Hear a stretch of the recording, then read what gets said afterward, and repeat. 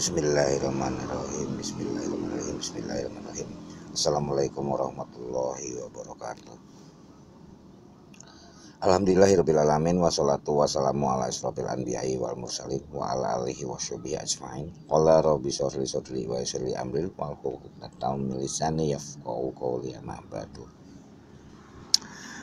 Seperti biasa, saya buka dengan para sedulur kita semua yang selalu dalam limpahan rahmat, kasih sayang, dan ampunan dari Allah SWT, serta semoga kita semua selalu dalam lindungan Allah SWT, yang diberikan kelimpahan, keberkahan dalam hal kerezekian, juga dimudahkan dalam segala urusannya, yang diberikan kesehatan selalu, baik secara jasmani maupun rohani, bagi para pendengar semua. Amin ya robbal alamin.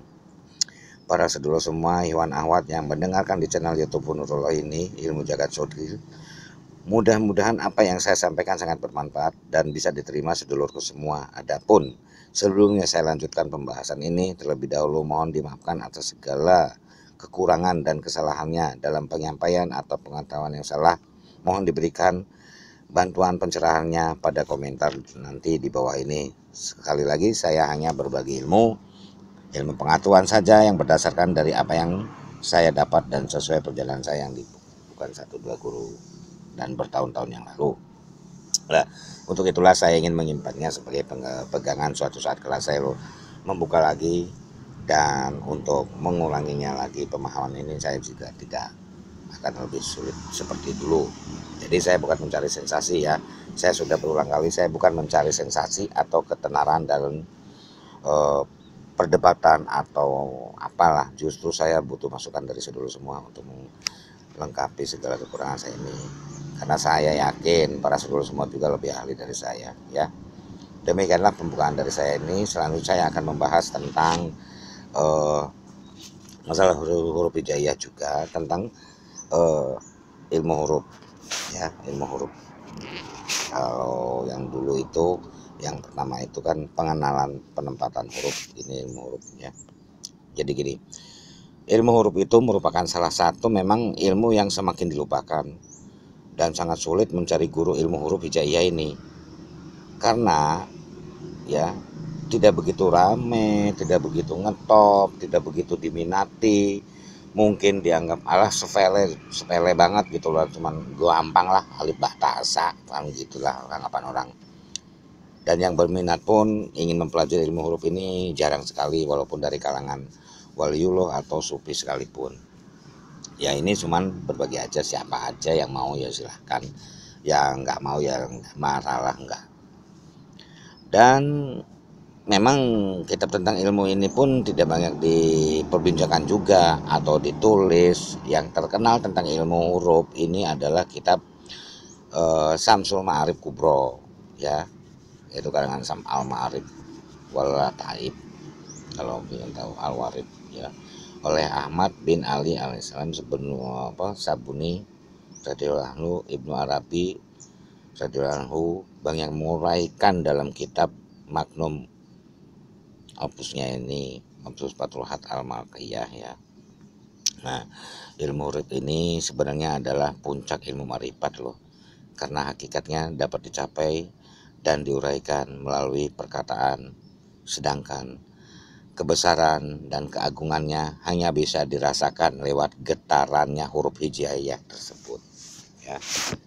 Jadi di dalam Al-Quran pun pada Nabi Musa alaihissalam, surat At-Toha ayat 12 yang berbunyi, Inni anna rabbuka fakhilan ailaik innaka bil wadil muqaddasitu, yang artinya sesungguhnya aku ini adalah Tuhanmu, maka tanggalkanlah kedua terompahmu, sesungguhnya kamu berbeda di tempat, maksudnya sesungguhnya kamu berada di tempat yang suci, yaitu Tuwo.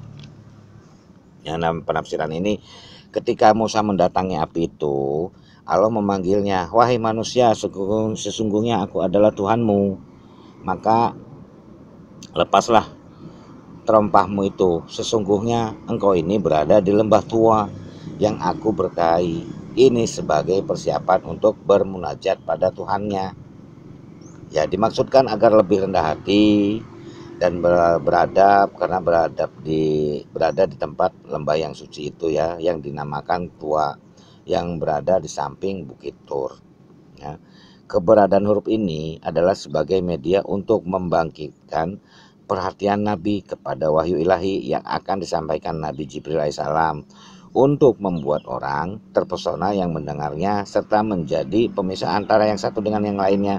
Namun dari semua pendapat ya, dari semua pendapat berbeda, penafsiran lah maksudnya, yang paling dianggap mewakili dan bisa diterima oleh kalangan umat Islam itu bahwa huruf-huruf tersebut ya masuk dalam kategori ayat mustasyabat ya, mustasyabat yang artinya hanya Allah yang tahu.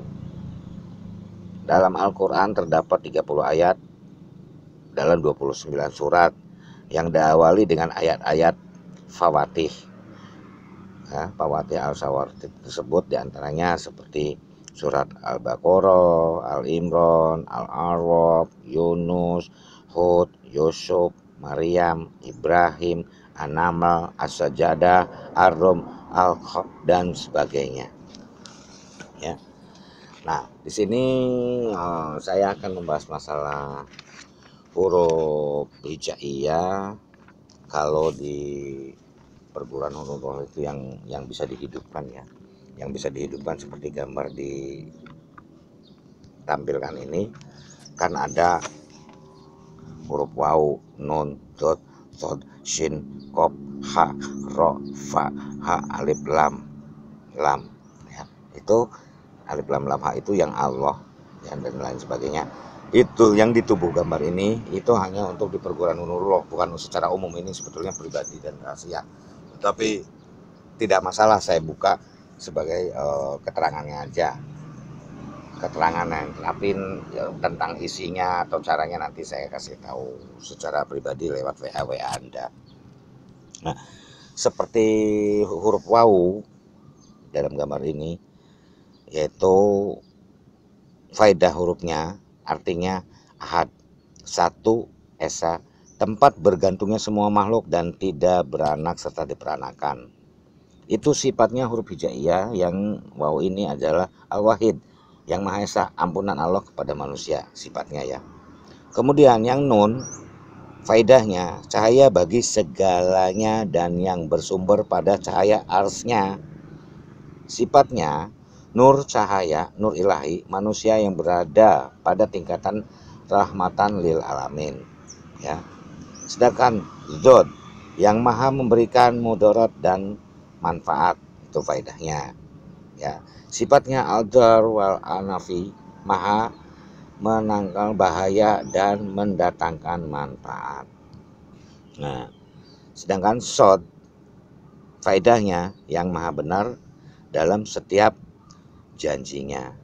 Sifatnya al-sodik, yaitu maha jujur, dunia yang telah dipergunakan manusia namun wajib tunduk dan patuh pada Al-Quran ya, gitu. Terus Qaf, yaitu faedah yang maha kuasa atas segala makhluknya. Sifatnya maha kuasa atas makhluknya, hubungan antara sesama manusia.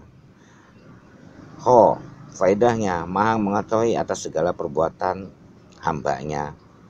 Sifatnya al-khabir, maha tahu atas sunatullah yang diberikan kuasa kepada ciptaannya ya.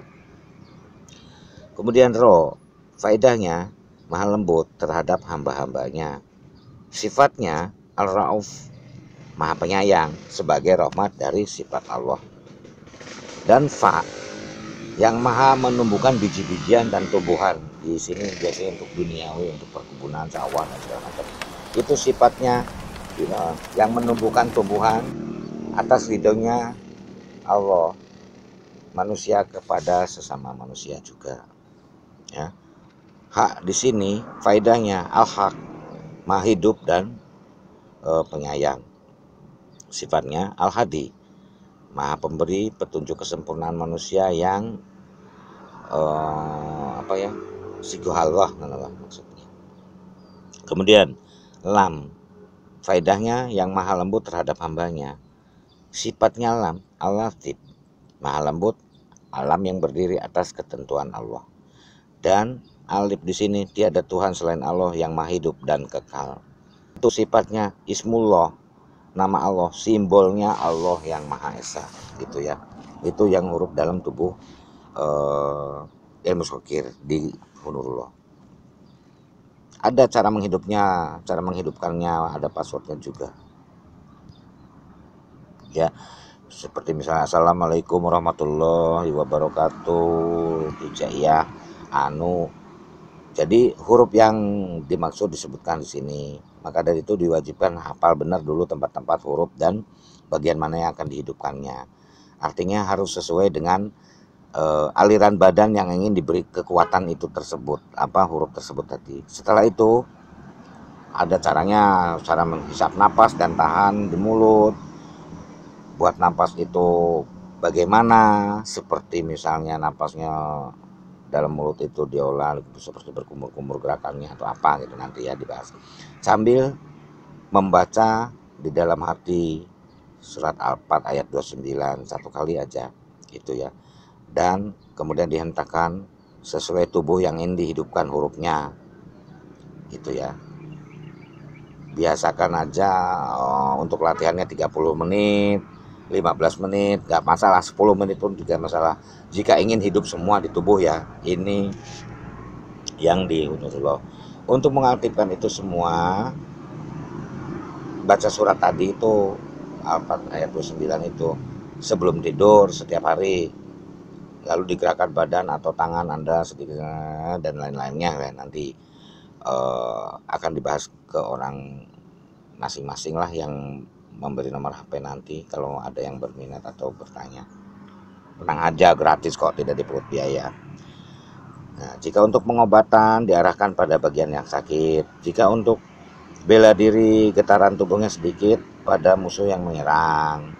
Di tubuh orang itu kan kita hafal hurufnya anu, tangannya apa, matanya apa, kakinya apa, nanti tinggal menghentak aja. Jika untuk pengasihan, dihidupkan hurufnya di tubuh pada wajah dan menggerakkan sedikit kulit wajah misalnya dengan senyum, itu misalnya, gitu ya. Nah, jadi untuk pengenalan huruf dan pembukaannya seperti itu yang di Hunurullah, gambarnya ya seperti itulah yang ada ya. Untuk pertama, untuk yang kedua ini saya akhiri dulu sampai di sini. Adapun segala kekurangan dan kelebihannya atau jelas banyak kekurangannya sih, mohon dikasih tahu. Wassalamualaikum warahmatullahi wabarakatuh.